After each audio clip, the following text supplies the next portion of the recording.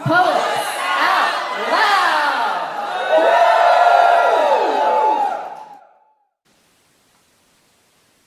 Hi, I'm Sarah Temporal, Director of Poets Out Loud.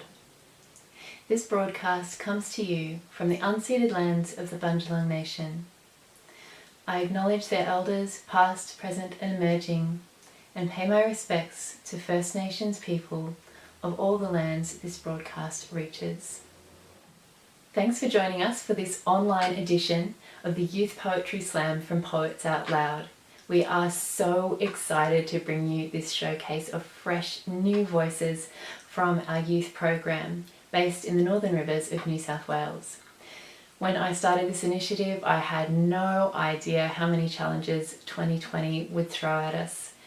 But now that the entries are in, myself and the other poet mentors are just so impressed with the quality of work that we've received from these young wordsmiths. Now, the poets you're going to see have mostly never written for a live audience before, have mostly never seen a live poetry slam before. But they've chosen to use this form to speak up, to take a risk, and to talk about what matters to them. And what they have created is incredible. I can't wait to share it with you. Poets, you really are an inspiration. So it is my privilege to bring you this premiere of new work, and of course to make sure that some of our poets go home with epic prizes. At the end of the slam, the winning team or individual will receive $400 prize money thanks to a sponsorship from Griffith University School of Humanities, Languages and Social Sciences. They will also receive a paid performance opportunity. Their winning poem will be published in Northerly, the journal of the Byron Writers Festival, and they will take home this awesome trophy. I also have here, very exciting, our medals for second and third place, along with prize money donated by Peter Fox.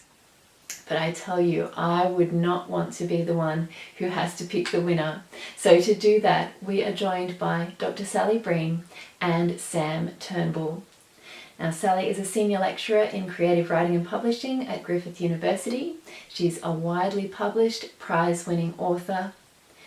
Sam is a full-time journalist at the ABC, a children's author and a 4 times New South Wales finalist in the Australian Poetry Slam. Now, you get to have your say as well. We're going to be opening up voting for the People's Choice Award. Now, later on, we're also going to have a feature set from the fantastic international superstar poet Zohab Z. Khan, who is joining us all the way from London. Now, we'd usually be doing this all together live in a room and you'd be applauding and cheering these poets. We want to keep that vibe as much as we possibly can. So our poets are watching today. Our teachers and parents and word lovers from all over the world are watching. So connection is what poetry is all about. So I encourage you to use the live chat to show some appreciation for the poets. Get your emojis in there, get your applause in there, leave some nice comments so that the poets can come back and enjoy them. We have 14 poets and teams to hear from, so let's get right into it. Let's get this started. It's Youth Poetry Slam online edition in 3, 2, 1, slam. And we're kicking off with our youngest poet, Olivia Irvin from Kingscliff Public School. We chase what we long to see. We chase what we long to have. But when there's nothing to see and nothing to have, it's such an awfully long way back. We long for better, we long for more, and all that is here we start to ignore. We start to ignore the trees, the leaves, forgetting all that is here is all that we need. There are people out there dying from thirst, food, the hunger, and we put ourselves first. We try our best every day, and like the times they just use slaves, but still, there is so much we need to change. We chase what we want to see. We chase what we want to have. But what if I told you that all we'll ever have is selfish greed? We are the strongest, the smartest, the dumbest, most dangerous species on this earth, and still we choose to put ourselves first. What have we done to choose this lead, this greed? That if we take what we want, we'll be fine, left behind. We chase what we long to see. We chase what we long to have. So what if we chase who we long to be? What if we chase our dreams? Thanks, Olivia, for those inspiring words. And you were so much fun to work with in the studio. It was great to hear also Olivia's thoughts after coming in and writing with us and filming with us. She said that she developed an awareness of how important poetry is.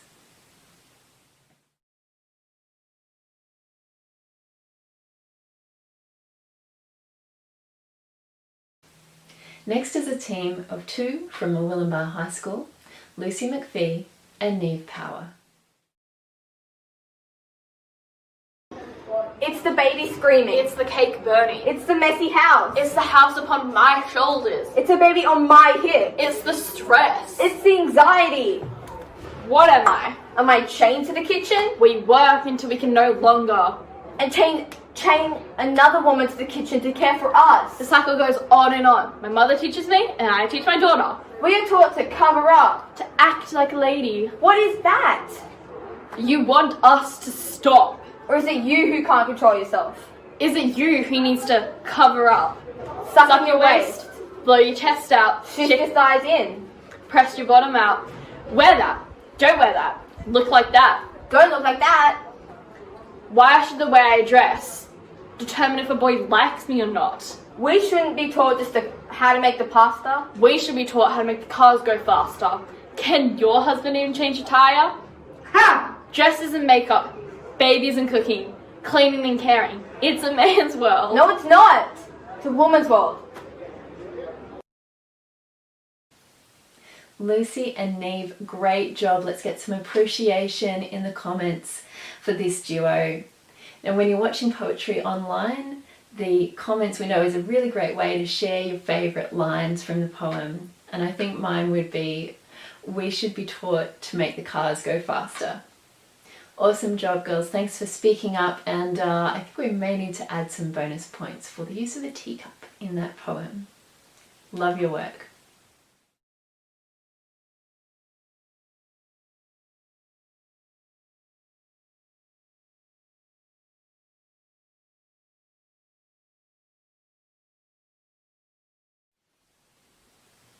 Next up, from Murwillumbah High School, Anna Lindsay. The trouble with an untold goodbye is not the lost salvation, nor the unsettled cries, but the unbearable separation. How far and the years in between is unknown, I swim in guilt that is bottomless. Maybe the next time I see you is at your gravestone, because each notification I dismiss. My memories will stand the summer. I will laugh and smile as I look out and wonder, how long is a while? But only when the sun and stars start to fade is when I have stopped envying the future and the past is framed. Anna Lindsay, thank you for that beautifully balanced, introspective, reflective piece. I think you delivered that with such presence and such elegance. Thank you, Anna. Now we're showing you some extra bits and pieces in between the poets today, just to give the judges some time to do their judgy thing, and also to remind you of who these poets are so that you can cast your votes in the People's Choice Award. But not yet, you've got to watch them all.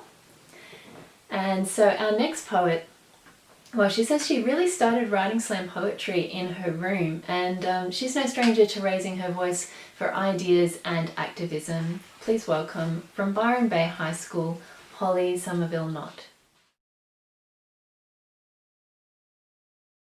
Times in your life will always be difficult, but the purpose of those obstacles is to make you stronger, so that in this crazy game called life you can last longer. Look at the world with eyes unclouded by hatred. Mahatma Gandhi once stated that first they ignore you, then they laugh at you, then they fight you, and then you win. So don't let life's challenges bring you down. Never give up and never give in. Because if you think positive and always look on the side that is bright, even in the darkest of situations, you can find the light. In life, it's wrong to always be right. And you've got a right to be wrong sometimes. After all, practice makes progress, because nobody's perfect, to be perfectly honest. Although, in saying so, you can always improve. Challenge yourself. Do the things no one else is brave enough to do. Those who try, even though they may not succeed, create the possibility to exceed a boxed-in perception of reality. Some people think beyond failure there are no possibilities. I would disagree. Sometimes if you want to succeed, you have to fail first. To grow as a person, you must learn from your failures. And if you change your perspective, it can be most effective and can even be reconnective to yourself. Rock bottom can be a solid foundation to rebuild yourself and even find inspiration to start a new journey and find that you're learning about life and about yourself from a different perspective. The choices you make are up to you. Don't let anyone else influence what you want to do. And don't be afraid to be really different, because what other people think is insignificant. You are brilliant, so be resilient. Look at life as a challenge meant to make you stronger, and you just might last a little longer. That's Holly, looking quite at home in front of the camera. And we were really fortunate this year to be able to offer professional filming for many of our slam entrants, and that's thanks to support from Tweed Shire Council's community development team. And a big shout out to Sylvia and Dave, who worked with me to put on this event and also to make sure that the program was a really valuable experience for our young poets, and it meant giving them the chance to work in a real studio alongside professional creatives from their own hometown to create these beautiful film clips that we can all enjoy again and again. And all these videos will soon be available on our YouTube channel, so do make sure you look out for that. Next up, MIAHBELLA Norman, age 12, from MIAHBELLA High School.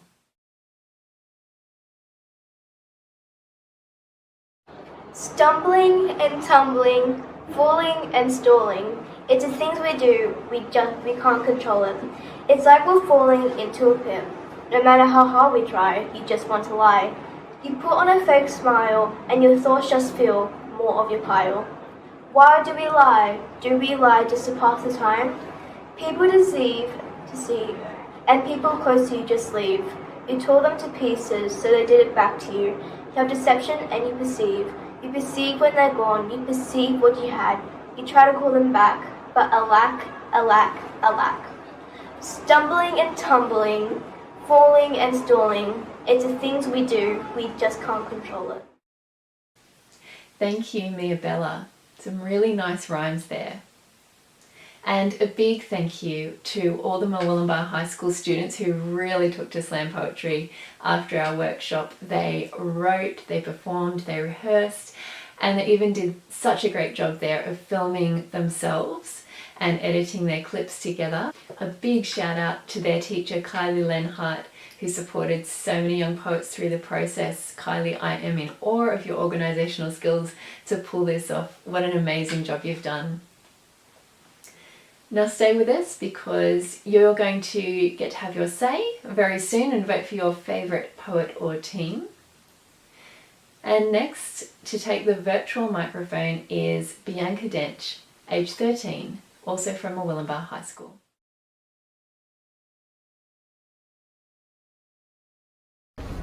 What is magic? Magic is the deep sea dives to the city of Atlantis with Ariel and Flounder. It's the long carpet rides with Aladdin and Jasmine.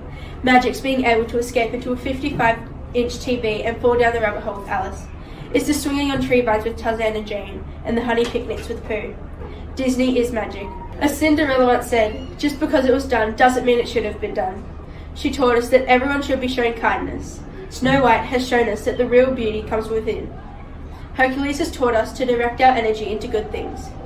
Mulan fought to tell us that you will achieve your goal if you try hard enough. Disney is magic. Disney has taught us to always see the light until the fog is lifted, but more importantly, Disney has taught us to just keep swimming.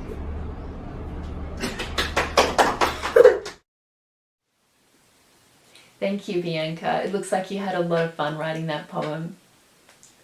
Now I'd love to introduce you to one of our poet mentors. She's a local writer. Her name is JEDDA Winkworth, and she's going to share some of her memories from working on the Poets Out Loud youth program. Hey everyone, thanks for tuning in to our online Youth Slam. I can't wait to see what these young people have got to share with us. Probably my most favourite part of the program is that it makes poetry accessible to everyone. And one of my favourite moments from the workshops is helping a couple of young footy boys to write a poem about sport and footy and chicks. And when they performed it, it was a total hit with the rest of the class. So I think our workshops just go to show that you don't have to be able to write a sonnet to be able to write poetry. Poetry's for everyone. Thanks a lot. Enjoy the slam. Next up, this is a poet who's thought a lot about the dangers of conformity and the importance of being individual. And he expresses himself in a style that is completely his own. It's Pancho.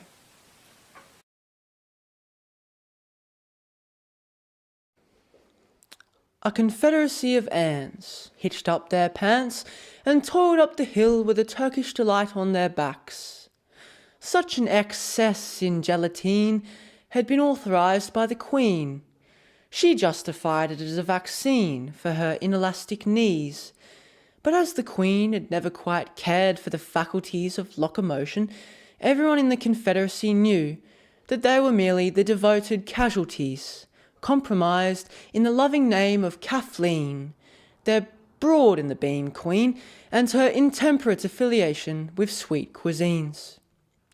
6,563 awfully keen ant marines skimmed the fat from the tops of the Black Sea, with their antennas tilted sanctimoniously. They looked significantly more distinguished than fleas, and only a little bit less so than bees. They were the squashed nominees, off to fill the Queen's tureen and thereby serve the Romanian flag that was painted on their lateen. The Confederacy, for the united effort to elasticize the Queen's knees, crawled deep into the Turkish night and finally found a Turkish delight. But in an Ankaran tea house, a few were nibbled by an Ankaran mouse. And at the great crossing of the Rize River, many numbers were lost. They drowned in a clay cup that was royally embossed. The remaining number obtained the treat from a charcoal moustache that had fallen asleep. But right as they began their triumphant retreat, the moustache drew a breath and swallowed a martyr named Pete, who sacrificed his life for his death. Down and out, and clambering to evade the tea-master's clout, the handful left knew their theft was blessed, so they heaved their delight without a doubt.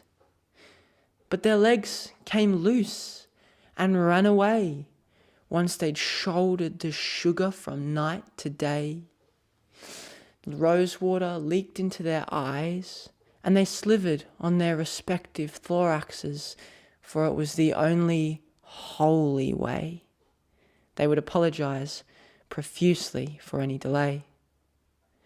They eventually made it atop a big blue hill, where they could see their Romany across the sea, and dream of being licked clean by their magniloquently tongued queen. But the Confederacy never smelt seclusion. In their dewy ant-hill halls, they suffered the Protestant delusion that life was a confectionery hall.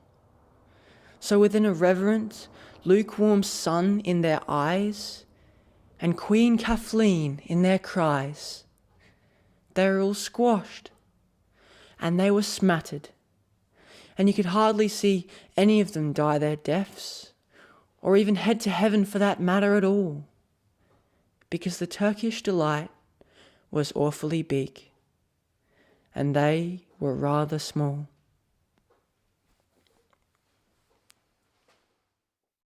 Thank you, Pancho. You know, this is one of those moments when I'm actually really glad that COVID got in the way of us doing a live slam, because I've been able to enjoy that piece as we put the videos together more than once, and I just found so much to enjoy in it. Thanks, Pancho. We have some interviews with our poets up on our YouTube channel, so if you do want to hear more about Pancho's inspiration for that piece, you can check it out.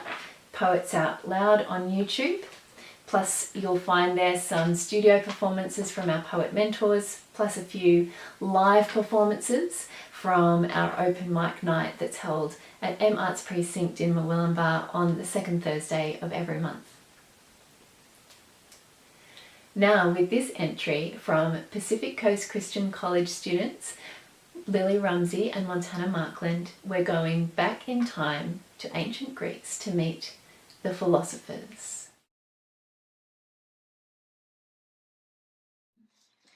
Herald, my friends, this worthy message. Hold time in importance, and you will surely succeed.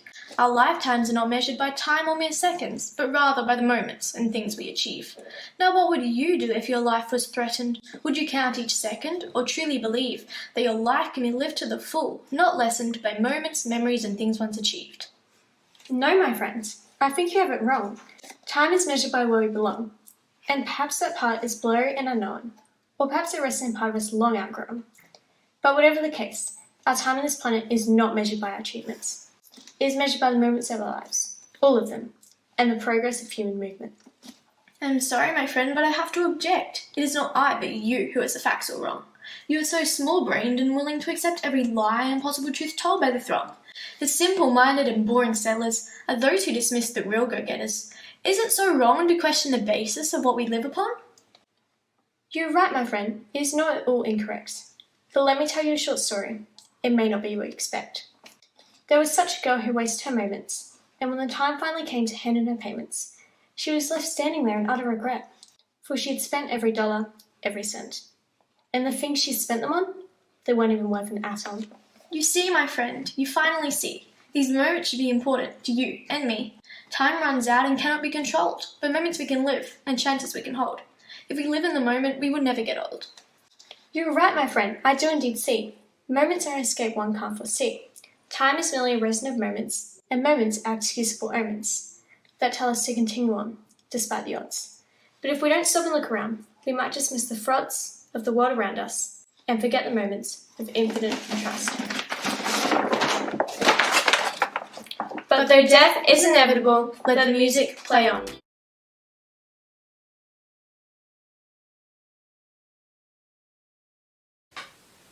There have been so many surprising moments in this program where I thought, I've never seen a poem done like that before, and that was one of them.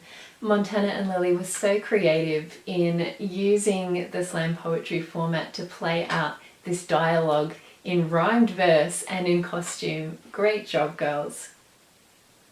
And for me, you know, after doing slam poetry and seeing live poetry for nearly 20 years, to still be surprised is really such a treat. There have been a lot of surprises, even one poem about cat farts that emerged in one of our workshops that had the surprise factor too. I'm actually kind of disappointed we can't hear it today. Here's a few more words from our participants as we give the judges a little bit more time.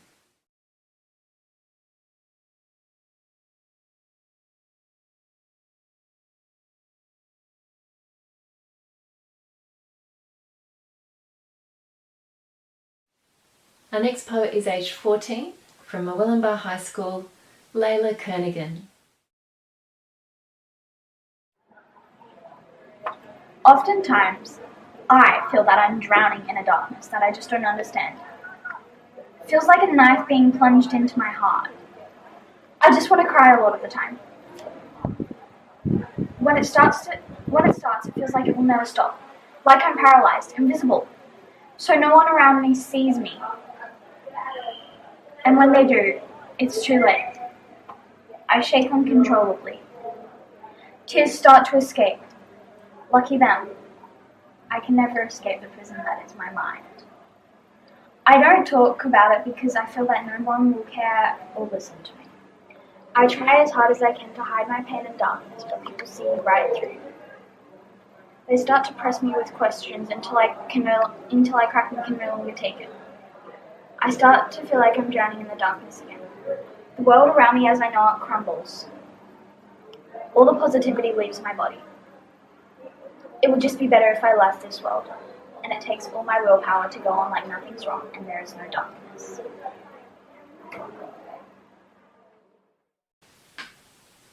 That was Layla. I want to say thank you to all of the writers who use poetry to show what might be going on under the surface. It's not an easy thing to do. But a young poet once said to me, you know, I write this stuff down because you never know who else might be going through the same thing, and your words might just help them to realize that they're not alone. So thank you. I want to say a big thanks also to the ITV Community Initiative, who granted us some vital funds this year that allowed us to kickstart the program and get some input from a wonderful slam poetry educator in Melbourne called Emily Zoe Baker, who worked with us as we kind of nutted out what we wanted our workshops to look like. Coming up very soon, we're going to hear from Zohab Z. Khan. Let's welcome our next poet to the virtual stage. From Murwillumbah High School, it's India Keeling. It's everywhere. Its blue and black face can decide your fate as it pulls you further back. And as deep as you sink, like a plug that's been pulled, and the water that swells is black. Some are strong, while others don't think, so soon enough they continue to sink. Their hands reaching for a second chance, no more do they try, so when they reach the floor, it becomes do or die.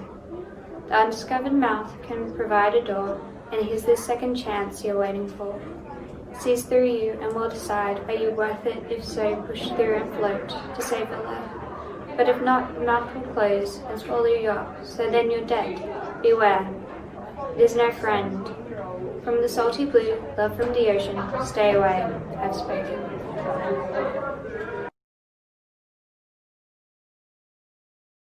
Great work, India. Now, we've already had people asking if they can sign up to do Youth Slam next year, and the answer is yes, you can. Whether you're a young person and you're keen to give it a go, or maybe you want to host a workshop at your school or in your organisation, maybe you know someone who should be doing this. You can register now and we'll be in touch with more details. So just go to our website poetsoutloud.org, click the youth page and look for the registration link.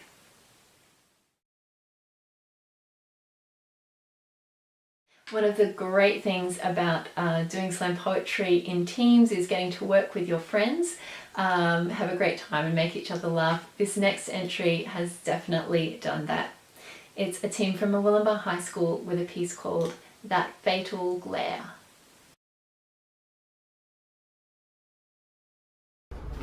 That fatal glare.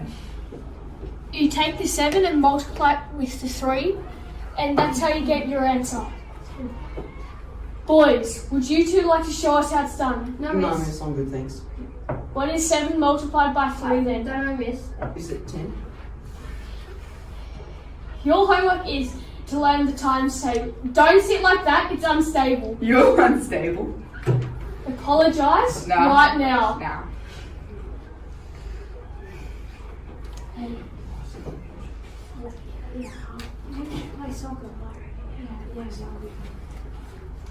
If I have to talk to you two again, you're going to the principal. Stop throwing paper at me. You can join them. That cost me 5 cents. You can go to the principal if you want, miss. Apologise again. No.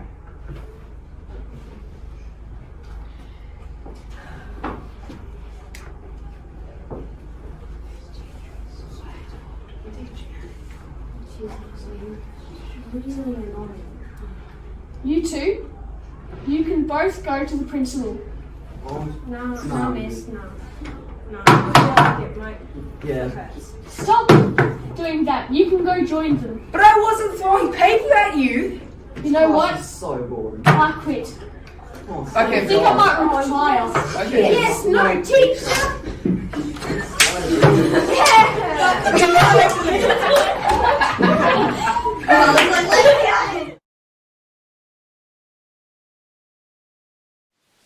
Thank you, boys. Okay, we're counting down now, only 3 poets to go until our wonderful feature poet, and this next entry comes from Georgia Smith. Georgia is 16 from St Joseph's College in Benora Point. This poem contains ideas and thoughts on relationship violence. Tinder swipes and Facebook likes turning to first dates and reaching first base. Early mornings concaving into the side of warm flesh. Never felt this kind of love flowing within her chest. Never in her wildest dreams would she believe he could take to such an extreme. Her hand clenched to his shirt, trying to dismiss. His hands whipped along till all she saw was black and blue. Her head ricocheting off the wall, suddenly reminded of what she thought they had together, just laying there praying. The wave of anger flowing through his strident eyes hitting her, and somehow she's been hypnotized, but yet she still says his touch feels homely. There's nothing romantic about bruises and pain. From so young, the thoughts of love were Prince Charmings and throne rooms, not drunken slurs and anger issues. Desperation to be loved so deeply till we take the first silver token, only to realize it's truly broken. No, not broken, but rotted in the brain to think it's okay to contain us under the control of puppetry. We only saw the pretty bows he tied to our ankles, not noticing the tangles of secrecy and pain that weigh like cinder blocks. Told that we as lovers are to blame. He truly loves me, he's just drunk. He doesn't mean to inflict this pain. Lies that we imprison within ourselves because we think we are only worthy of this love. Love is not sacrificing your safety for his satisfaction. Love is not sacrificing your freedom for his suicide prevention. Love is not bombarded with guilt but flooded with tender moments that we hold so dear. So why are we held with fear? Love is beyond the needs of ourselves, but the care for others, but not to the point of receiving bouquets of black eyes and anxiety mistaken for butterflies. It seems that in our world today, we throw away our self-worth in exchange for someone else's validation. Since when did our worth become less of a fixation than a man who uses his hands to express his aggravation? We as women can walk away. We as women can speak up and protest. We as women can stop the ongoing process.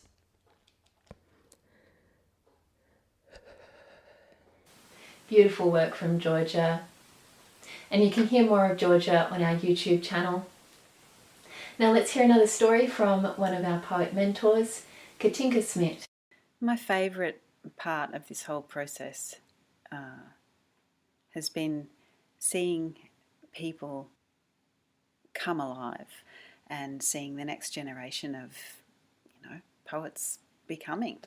That's been the favourite part for me. Seeing the confidence and, just seeing young people believe in themselves and to go through that process of finding their voice and sharing it and knowing that it's going to be listened to and believing in themselves. It's really fantastic. Another thing I would say is to fall in love with the rhythm in your life, like to hear it, the cadences in songs, in conversations, in words themselves, and to have fun with it, to really enjoy playing with the poetry. And finally, write the stuff uncensored, get it down, just get it down and then let it rest. And once it's rested, once you've rested, then go back to it, and then that's when the work begins. But enjoy yourself. Just always enjoy yourself and obsess. Now we're going to welcome back for a solo entry this time from Mooloolaba High School, LUCIE McPhee. When can I see you? I only have photos, but they aren't enough. I only have videos, but they aren't enough. Calling you seems empty, seems shallow. Texting isn't enough. It doesn't stop my tears. I'm stuck here, I'm grounded here, motionless. When, oh when can I see you? The only answer I get is soon. Soon doesn't seem like a word anymore. It's been so long since I left. I wish every night and every day to see you. Staying sane is too difficult now. It's painful sitting alone waiting for you, waiting for anybody. When, oh when, oh when. Even though I'm not really that far. Well, I guess I am pretty far. I miss you too much. If only my tears could carry me to you. I can't cope anymore, so all I do is hope. It's been so long. But what's the point? Is there a point? Is there a point of waiting? It has ruined all sense of security. Like a blanket of uncertainty, it covers me as I sleep. When, oh when, oh when.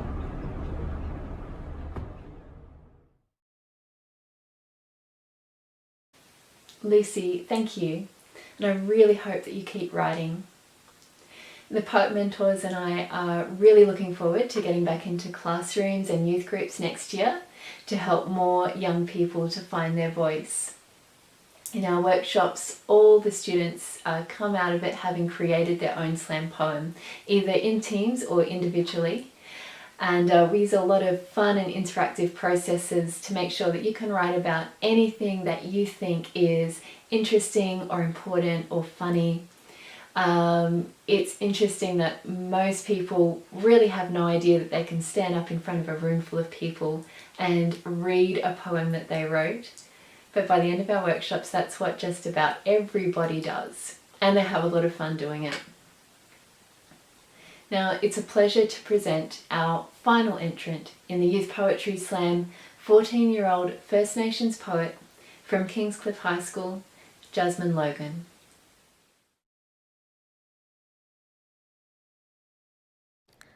Life is precious. Life is sometimes robbed. Life is not fair. Life is shared. The justice system is not your life, however it can take your life. All the black lives that were taken, they did not have a white flag to surrender, to express that their lives were soon to be over. They were mistaken of doing wrong when they were the ones being wronged. From the colour of our skin, this diversity is turning to a murder scene. It seems like no matter how many lives that are taken, change is non-existent, as if change did not mean different. Racism will never be the description of our lives, of our respect, of our future, of us. If all lives matter, why is it mainly black lives being attacked? If police lives matter, why am I afraid to show my face? Black people are 15 times more likely to be in custody. Black women are 21 times more likely to be in custody. Why is it a plea of justice to the justice system? No matter how loud we talk, no matter how many there are of us, no matter how young some of us are, no matter how many people we educate, we still aren't listened by people with power, by people with popularity, by people with stubborn minds. We are heard but not listened to. We are being tortured but not falling. We are different but not any less the same. Congratulations to all of the entrants in the Youth Poetry Slam. You have done such amazing work. It's now down to our judges to make some hard decisions, so we're going to leave them to it, but voting is now open for you to have your say in the People's Choice Award. So you can get there by going to poetsoutloud.org/youth and clicking the link at the top of the page. If you're watching this on YouTube, that link is now in the comments. So get on, cast your vote, and leave us some feedback so that we can make this event even better for next year. And do share it around. Let's make sure we get lots and lots of people enjoying the work of these wonderful young poets. Now it's nearly time to invite our featured poet into the live stream, and after that I'm going to invite all of our entrants and our special guests, judges and sponsors into the VIP room that we've got running through Zoom so that we can be ready for the judges' announcement. It's my pleasure to introduce our feature poet, Zohab Z. Khan. Zohab is living the dream for a poet. He travels the world performing poetry. He has conducted over 1,000 poetry workshops and self-development sessions across the globe in over 30 countries. And Zohab's powerful words have left countless people inspired. He's a former Australian Poetry Slam champion, now living in London. That's where he's joining us from today to share some amazing poems. Get ready for Zohab Z. Khan. Hello, hello, hello, hello. What's going on, beautiful human beings? My name is Zohab Z. Khan, and it is an absolute pleasure to be able to sit here and talk to my camera in my London bedroom studio of dreams and poetry and be your feature poet for today. You guys are, absolutely incredible. I've been watching a few of the video clips and the promos and the little interviews that you guys have been doing, and it's really, really cool. That you're getting out there and doing this kind of stuff. I was a young person not too long ago. I'm still young, but I mean, I was a younger person not too long ago, and getting up on stages for the first couple of times was daunting, you know what I mean? I remember the first time I stood in front of a camera in a studio, it was really daunting. So big up to you, big props to you for being able to do that. I know it's not easy, and now that you've started, just keep running with it, keep running with it and running with it and running with it, Poetry has been probably the biggest influence in my life. Poetry is one of the coolest things that you can do with yourself, you know what I mean? Poetry is like a gym workout for your words. Poetry is how you make your words so strong that people have no choice but to listen to them, you know what I mean? That's how much I love poetry. Poetry can take you all around the world. You guys are in the Northern Rivers right now. My dad was actually born in Casino, so I've got a lot of love for that region. And I'm a kid that grew up in a small country town in the Riverina called JEDDA, and we didn't necessarily have that many artistic outlets, so poetry was my artistic outlet, paper and pen and page, and just like letting my mind loose. So run with this. Yeah, you're very lucky to have these cool people that have set this up. It's a great opportunity. Enough talking. I think it's time to do a poem. Or maybe 3. I reckon I might have time for 3. Let's see. Let's go with this first one. This first poem I've done thousands and thousands and thousands of times. It's a poem it's the poem that everyone seems to enjoy the most. And I probably enjoy it the most too, to be honest. And let's go with it. Imagine. Imagine a world where people are treated as equals. Imagine a world where people are not categorized by skin tone, religion, gender, or size. Imagine a world viewed through the innocence of a child's eyes. Imagine no sorrow when a soul dies, for a soul flies after closed eyes. We try to live our lives in New York minutes, because we be pushing our lives to new world limits and new world orders, while the old world still busy burying daughters.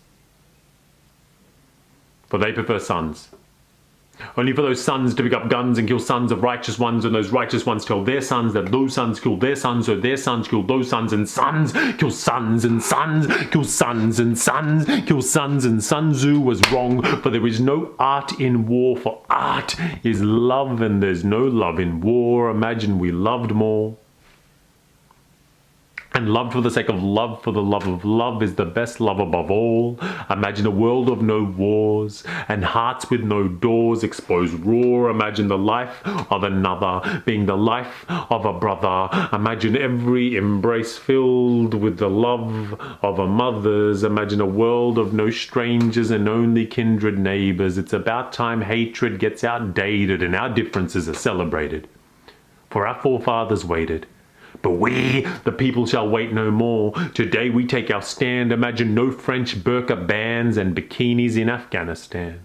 Imagine Hong Kong Hanukkah and white Christmas Mecca. Imagine no offshore refugee process prisoners and a history of indigenous prime ministers. Imagine Palestinians marry Israelis and make beautiful beige babies. Imagine a world where people are treated as equals.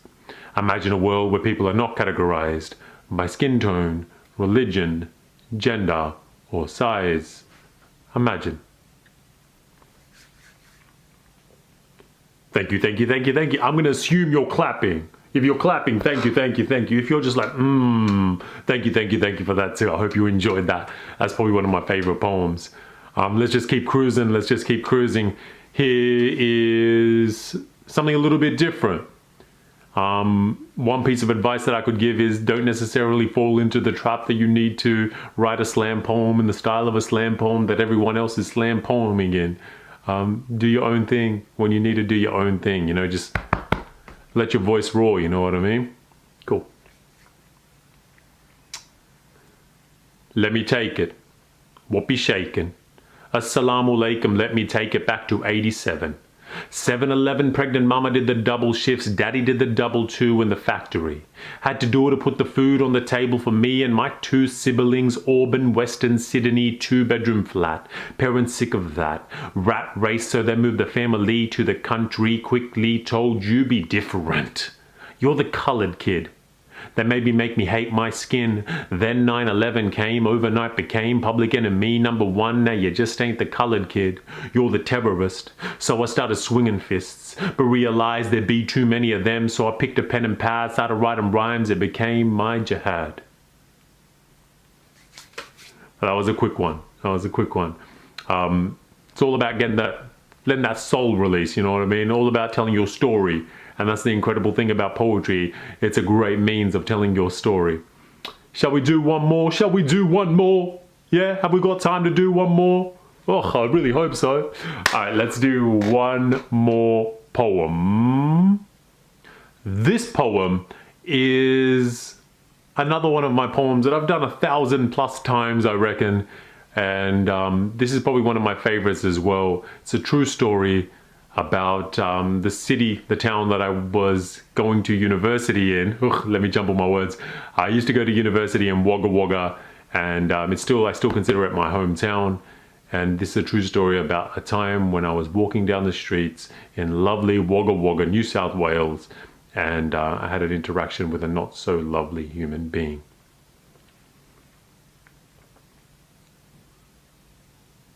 He said, "Go back to where you came from, you dirty terrorist." He called me a dirty terrorist. But to be honest, this isn't the first time I've heard this. So I've become used to such abuse and I've learned to pick and choose what I listen to. But this was new. This time, this middle-aged man held in his hand the hand of his 10-year-old son.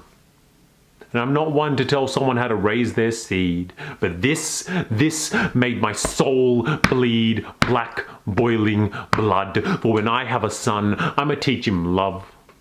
I'ma teach him respect and acceptance for all creatures in existence. But this man, he didn't seem to understand that his wicked words are manifest in the chest of his son, leaving him with a hate-filled heart he'll go to school with, thinking it's cool to act just like dad. And call that Kit-Kat brown kidder dirty Arab, and trust me, you should stay back. When my frame of mind's in a mind frame where I'm a name and shame a racist terrorist, and for the next 4 minutes I waged war with my words. My lyrical jihad was heard down every street in Wagga Wagga. My poem of mass destruction caused destruction of Hiroshima and Nagasaki proportions. People, please proceed with caution, for I rock no suicide vest. But I assure you, a bomb lies inside this chest, ready for love, explosions of the most poetic kind. I am a terrorist of the mind, spreading extremist ideals of peace, love, harmony, one poem at a time. So when I rhyme not to be heard, but to be heard. Word. And that's pretty much a wrap from this side of the world. Thank you so much for listening and enjoying, hopefully. And like I said before, run with this poetry thing. Poetry has literally changed my life. You know, I'm lucky enough to, you know, be on the other side of the world as a result of poetry. I'm lucky enough to have made a career out of it.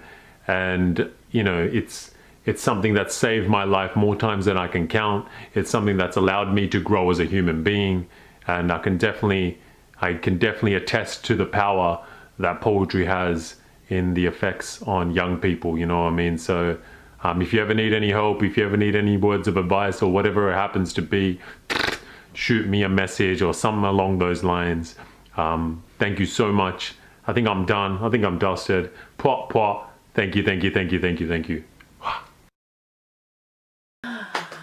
How cool was that? Thank you, Zohab. It's so inspiring to have a star poet here with us. And in regional New South Wales, you know, we can often feel like we're cut off from those opportunities, but I guess that's one thing the pandemic has done for us in allowing us to open up and connect with amazing poets from around the globe. And now it is time for our VIPs, that's all the poets and the special guests, to go ahead and make your way into the Zoom VIP area so that we can see all your lovely faces as we announce the winners.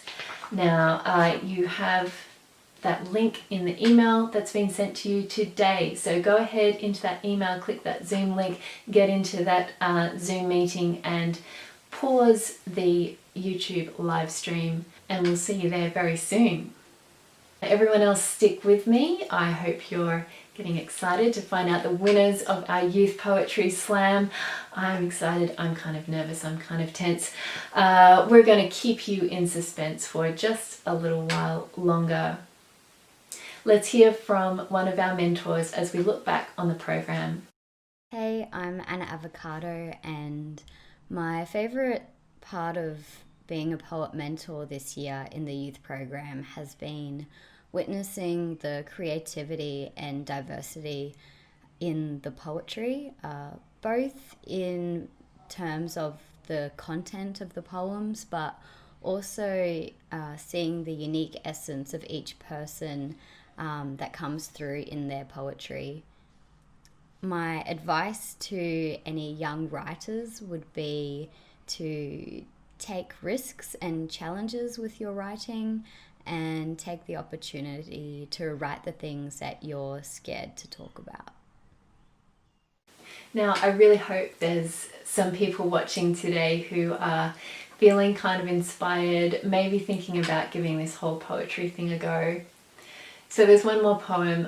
It's a little gift from me, and it's all about that feeling. It's about picking up the pen and just seeing where it takes you. These are the things I wish someone had told me when I was younger. Don't follow the herd. Listen for your words. Your words are with you anywhere, anytime. When you're at a bus stop, when you're shocked and reeling, when you don't know how you're feeling, words will hold you. When you're trying hard to impress, when your best friend just laughed you into silence, words will steady you. Remember, the word inspiration means to breathe in. Because inspiration comes best when you're not trying. So take the first word that comes and times by 3 pages. They don't have to be good. The work increases in stages. It takes time before lines reverberate through the ages. Remember to breathe out. Expiration. Let the words out before you run out of time. Someday we're all going to die. So before your expiration date, set yourself an inspiration date. Take your pen and paper out and get to know their taste. They're insatiable for every flavour you can create. Let nothing be off limits while you heap up your plate. Then let your mind binge on what excites and inspires it. It'll beg for exercise and then your pen's right behind it. It's a simple equation like living and death.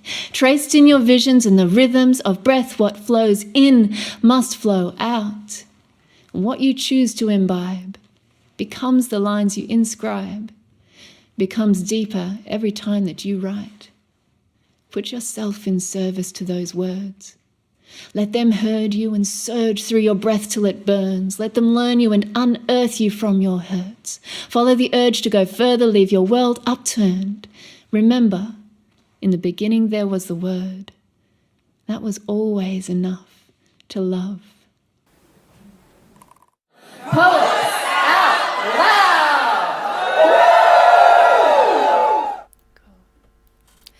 All right, that is the main part of our broadcast done, and just give us a couple of minutes because we're going to switch over here in the studio to take you live to the VIP area where we'll announce the winners. Stay with us, don't go anywhere.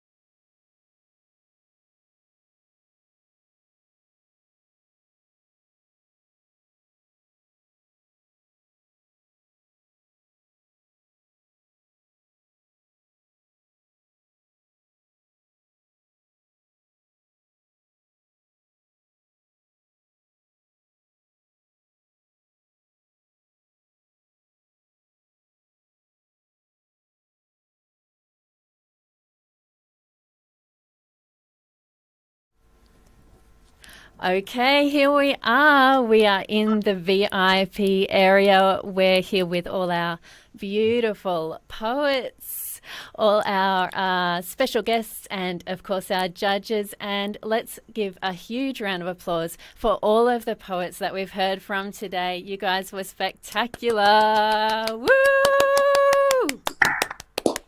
Yes, thank you. All right.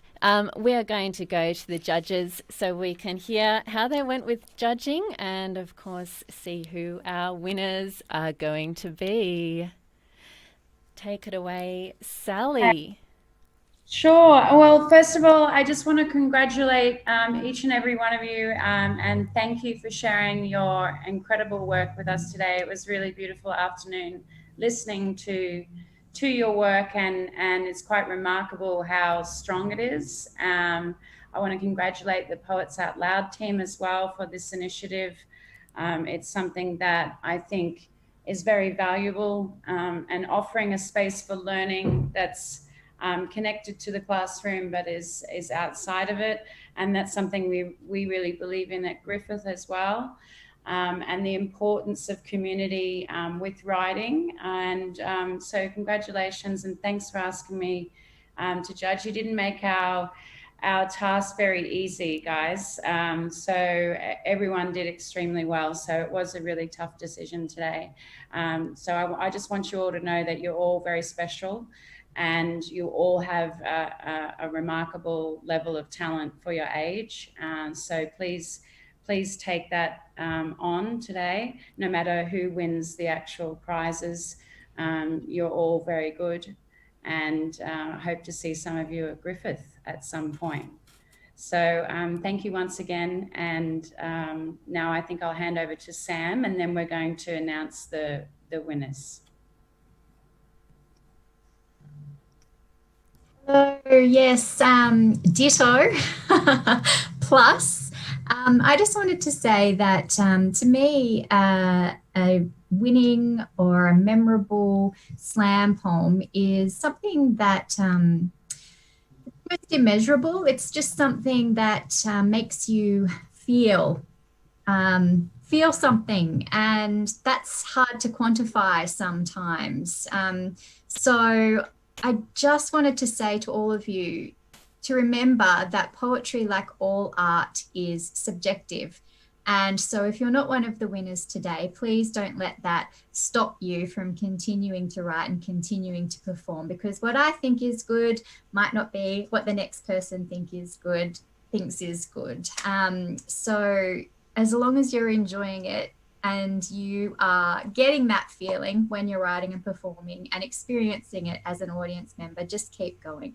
And congratulations on your performance today. Fantastic. Thank you, Sally and Sam. I didn't envy you today. So let's get a bit of a drum roll from our VIP area. And we're going to announce our third place winner, first of all, for the bronze medal. And $100 cash. Who's it going to be? The third place winner is Jasmine Logan. Jasmine! Woo! Unmute and applause, everyone. Congratulations, Jasmine, third place winner. Fantastic. Okay, let's go straight to second place.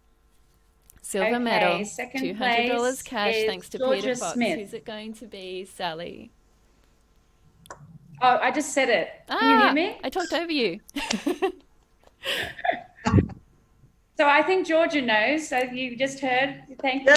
It's Georgia. Awesome. Congratulations, Georgia. You superstar. Okay, now it's time for the big one. The winner, the trophy, the $400 prize, thanks to Griffith Uni. Who's it going to be? The winner is Pancho. Pancho, awesome. Woo woo! Get out of bed now.